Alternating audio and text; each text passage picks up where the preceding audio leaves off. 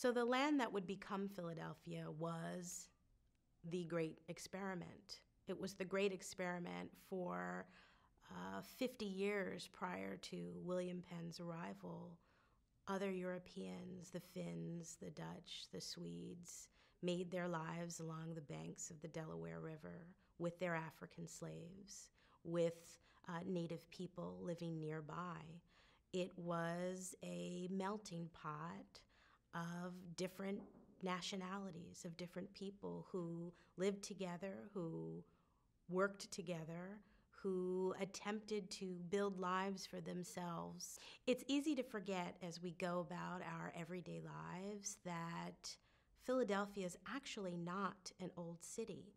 It's relatively new, and thousands of native people lived in this land that William Penn and Quakers and Europeans came to visit and live in and eventually call Philadelphia in the 1680s.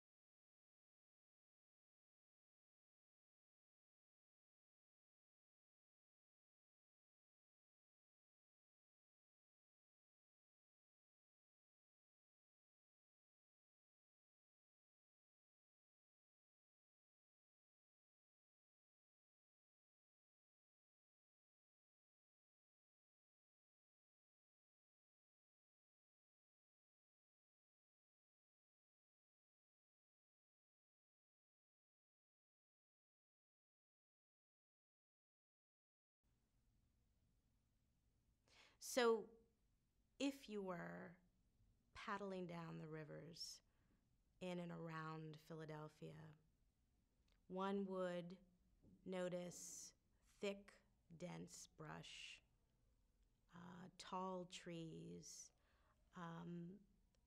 a tremendous amount of wildlife that really remained undisturbed for some time.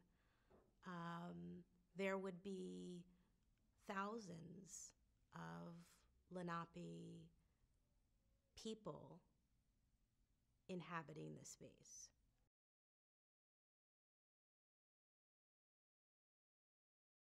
it was similar to what Europeans first encountered in other colonies across mainland North America, that it was natural, it was pristine in many ways, and that according to the season, one's senses were moved and touched by wildlife, by nature, by the coldness of winter, and by the beauty of flora in the spring and summer.